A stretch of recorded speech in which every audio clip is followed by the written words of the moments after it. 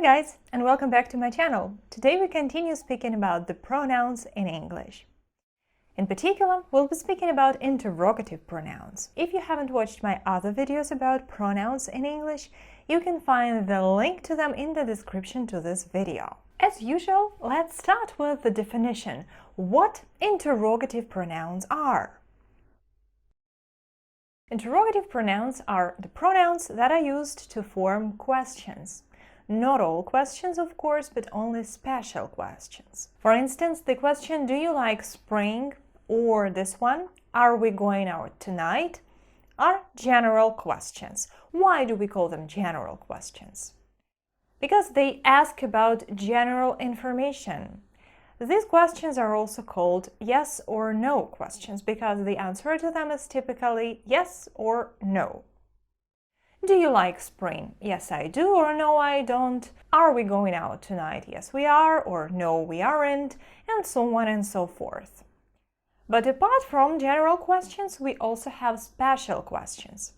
And these are those questions that start with interrogative pronouns. For instance, what is your favorite time of the year? Or where are we going tonight?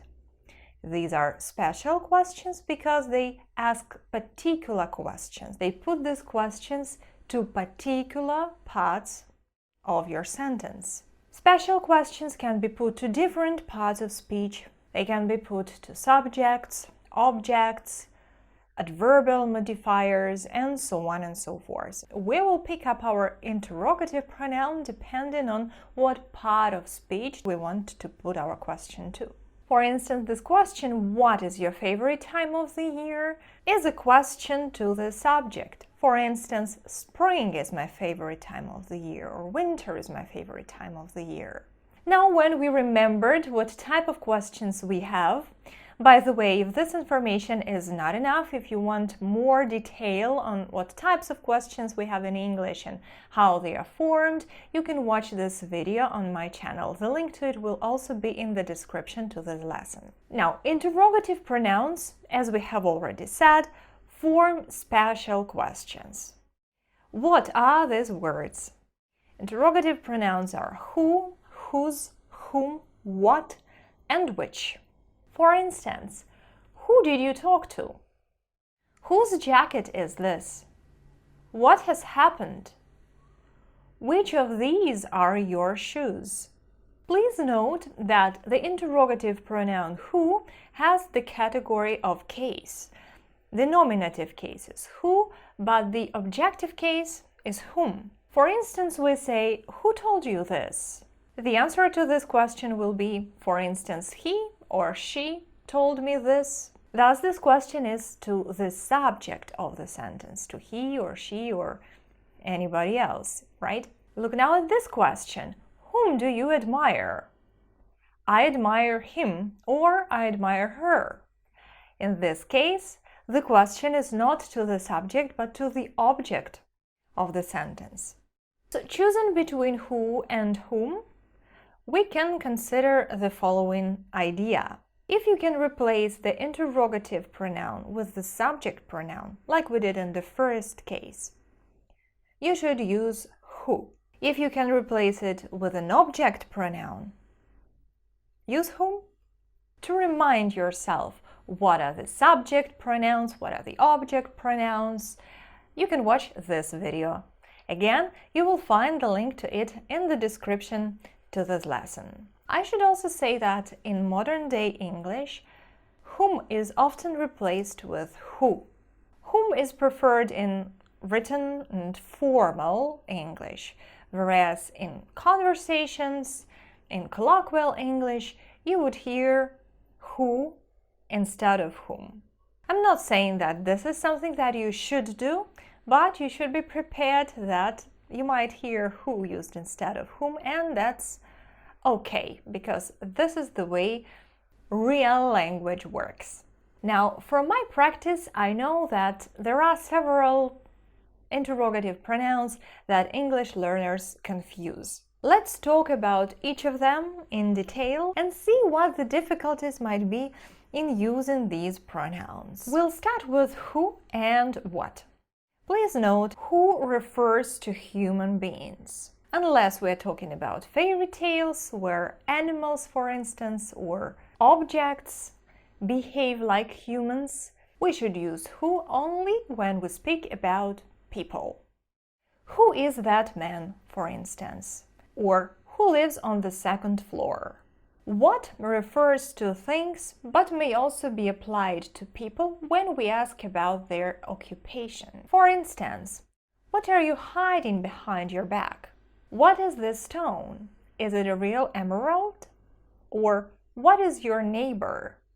He's a truck driver. Don't forget that when you hear a question like this, what somebody is, it's not a mistake, it's just a question to the profession of this person. This way we want to ask what he or she does in their life. Let's consider this dialogue. Who is that woman over there? It's our boss' wife, Melinda. And what is she? She's a landscape designer. You see, in the first case, we asked who and we got the answer Melinda. When you asked who somebody is, you can either give a name of the person or speak about your relation to this person, like who is she? She is my sister's friend. Or who is he? He is my neighbor, and so on and so forth. But when you're asked what somebody is, you should speak about their occupation. Another interesting interrogative pronoun is which. Do not confuse it with the word which. Though they sound very similar, the spelling is very different. There is a good tongue twister, by the way, with the two of these words. If two witches would watch two watches, which witch would watch which watch? Which is used for people and things. It refers to both plural and singular nouns and remains the same in all genders and cases. Let's look at the examples. Which company do you choose to fly with? Which bedroom would you prefer, the one facing the north or the corner one? Please note that which is used only when the answer is to be found among several alternatives. The choice should be limited, right? Which of the rooms, and we are speaking about two rooms here, either this one or that one. Which company do you choose to fly with?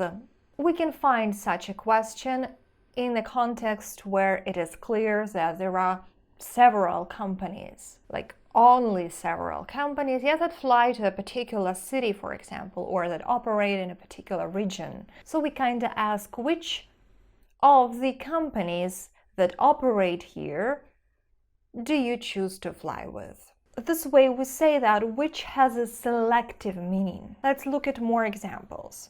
Which of these 4 bags is yours? If we weren't speaking about 4 bags, we could use what. For instance, what bag do you have? For instance, I have no idea about what bag a person has, my friend has, for instance. So what bag do you have? Is it a rucksack? Is it some little bag? What kind of bag? What bag in general? I have no idea. But which of these 4 is yours, for instance? I'm speaking about a particular amount of bags. Which of these particular bags is yours? Which of you guys has ever been abroad? I can put this question to a group of people, which of you guys? But I can also say who has been here, like a more general question, who has been here, without emphasizing that I'm addressing a particular group of people. Or we could order a meat salad or a pizza. Which would you prefer? Again, which, because I speak about 2 options. But what would you like for lunch? We could order a meat salad or a pizza. First, I ask my friend what, in general, he or she would prefer to eat. And only then I suggest that there are some options that I would consider nice. So, when choosing between which and what, we should remember that which is often used for making choices between 2 or among several options. What is used to speak about things in general when we don't limit our options. This way we will ask, now you've seen all our houseplants, which one did you like the most? Which one did you like the most? Which one of those that we showed you? This meat is served either with a salad or with French fries. Which would you prefer? Which of these two options would you prefer? But we say, what houseplant do you consider to be the most ergonomic? In general, we are not suggesting any set of options. We are asking a person about his or her opinion. We don't know even what is in his or her head. He or she can provide us with any option he or she wants. And what do you like to eat for breakfast? In general, again, we are not making any suggestions. In general, what do you like? What would you like to eat today? Who, what, and which. The questions who is she, what is she, and which is she are three absolutely different questions. The first question, who is she, inquires about the name or parentage of the person. Who is she? She is my friend, she is Helen, she is my elder sister, and so on and so forth. The second question, what is she? As we already know, inquires about the occupation of the person. So, what is she? She is a programmer. Which is she? The third question, which is she, inquires about some particular person out of a definite group of people. So, which of these women is she, the one that we are inquiring about? Let's look what answers we can provide to these questions. Who is she? She's my friend's wife, or her name is Anna. What is she? She is a dancer, or she works as a nurse. Which is she? She is that woman wearing a hat, or she is the one with a blue suitcase. If you still have any questions concerning which, what, or who, you can ask them in the comment section. Now, in the sentence, interrogative pronouns may have different functions. They can function as subjects, as predicatives, as object, and as attributes. Let's look at different examples where interrogative pronouns have different roles. For instance, who do you think has sent you this letter? In this case, who is the subject of our question? Who sent you this letter? Michael sent you this letter. This type of question is called the question to the subject, by the way. Who is this James? Here, who is the predicative? His father was an architect, but what was his mother? Again, in this question, what is the predicative? Whom are you talking to, Anna? In this question, whom performs the function of the object? Remember, whom replaces the object pronouns. So, whom are you talking to, Anna? I'm talking to my sister, or I'm talking to her. Her is the object pronoun. Whose house is this? Whose functions as the attribute? Whose house is this? And which color do you like more? The same. Which functions as the attribute? Please let me know in the comment section down below if you'd like to watch a video about different parts of speech and their functions in the sentence. That's all for today. I hope this video was useful. Subscribe to this channel not to miss my other lessons, and see you in the next video.